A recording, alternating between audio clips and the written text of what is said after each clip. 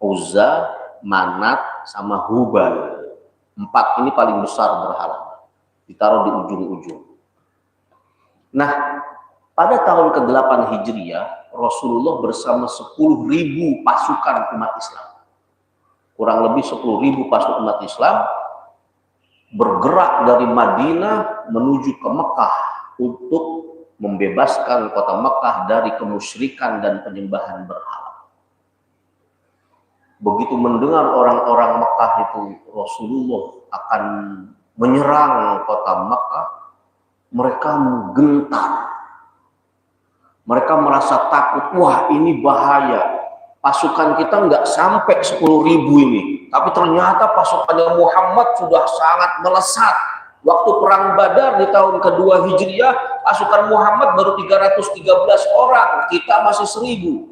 Waktu perang Badar di tahun ketiga, waktu perang Uhud di tahun ketiga, umat Islam pasukan Muhammad baru 1.000 orang, sementara kita saat itu 3.000. Saat perang Khandaq di tahun keempat atau kelima Hijriah, pasukan kafir 6.000 kurang lebih. Umat Islam masih berada di ribuan di bawahnya. Tapi begitu tahun ke-8, pasukan Islam sudah 10.000. Sehingga kemudian orang-orang kafir Makkah merasa takut dan mereka nggak punya persiapan. Kalau toh melakukan persiapan, nggak mungkin bisa menghadapi itu umat yang 10.000 itu. Maka mereka hanya hidup dalam kondisi yang sangat ketakutan, dan kalau bisa janganlah ada peperangan, kita akan nyerah saja.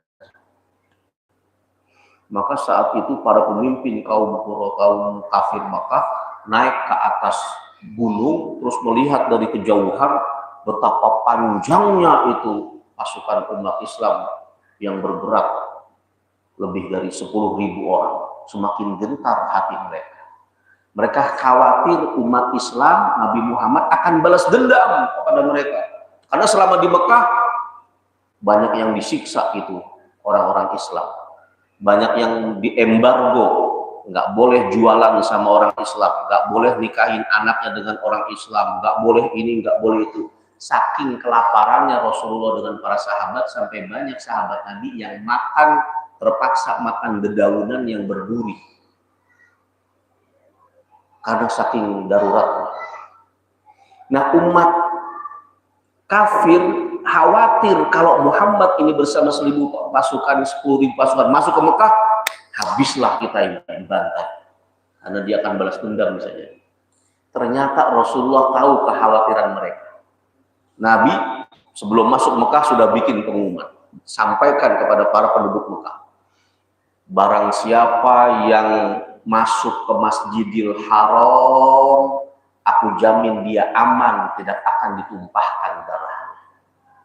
Barang siapa yang masuk ke rumah Abu Sufyan, masuk ke rumah beberapa kepala pemimpin kaum Quraisy Mekah, dia aku jamin aman, tidak ada pembunuhan. Maka mereka merasa lega, oh ternyata Muhammad ini emang betul-betul orang yang berakhlak.